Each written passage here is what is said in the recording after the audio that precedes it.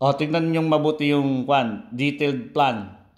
O, dinrawing ko din para makulayan at may paliwanag ng tama at maayos. Yan.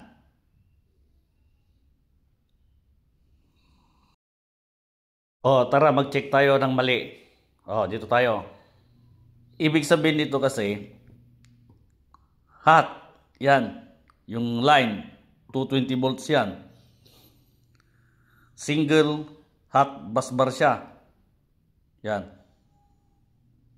Ngayon, yung dalawang breaker o yung isang breaker, yung isang pares ng breaker na 2 pole nakadikit sa isang hot bus bar. Kaya paano yan gagana? O, di ba? Kasi ang linaw may number siya diyan sa loob. Di ba? Ibig sabihin yan, isang branch yan. Yung pares na yan. Yung 2 pole na yan. O, paano gagana yan? O, pakita ko. Hanapin natin ang hot. O, hot ka agad. Ito yung neutral. Di ilaw yung tester. O, ito yung hot. Gamitan natin ng test lamp. Yan. Kung hot to hot, line to neutral yan or line to ground, hindi gagana, tira nyo.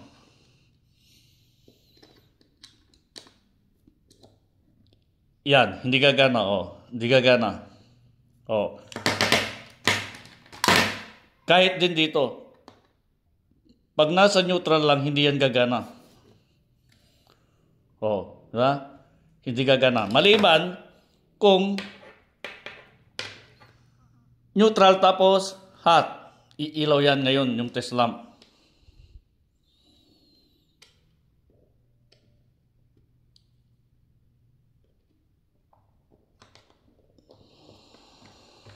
Yun.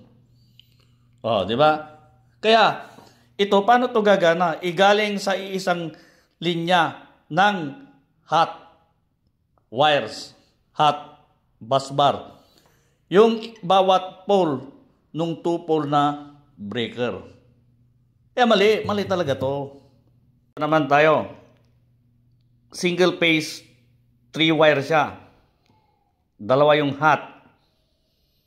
Ngayon, single pole ang presentation doon sa schematic diagram. Pag schematic diagram, dapat detalyado. Actual nung mga pinapakita na hot. Kasi pag lagyan ko ng mga galing pa sa neutral, actual wiring na yun. Ang pinag-uusapan natin schematic. Kaya, ang pinapakita dyan yung mga hot. Ngayon, iisa lang yung nakadikit sa hot bus bar na breaker, single pole Yan ang linaw. Branch, ibig sabihin yan, isang branch yan. Yan, isang branch. Nakadikit sa red. Blanco yung blue. Bali, line 1, line 2 sana. Line 1, line 2. Kasi line to line siya Ngayon, paano 220 volts yan? Kung 110 lang ang nakadikit na breaker dyan. Alangan na kukuha ka dyan. Gagana yan pag kumuha ka dyan ng pares na neutral. Pero 110 volts siya. Line to line tayo. Paano nagiging line to ground? Line to line yung nakasulat dun sa specs ng electrical specification. Ibig sabihin mali pa rin to. Tayo. Tignan nyo MCB. Yan. Ang sabi ko dyan, pwedeng line to line. Line to line siya pag 220 volts yung kailangan mo. Line to line. Line to neutral siya kung 110. Kaya ibig sabihin, pwede siyang line to line or line to neutral. Kung nasa secondary line ka, sa poste, line to line siya. Lahat line to line.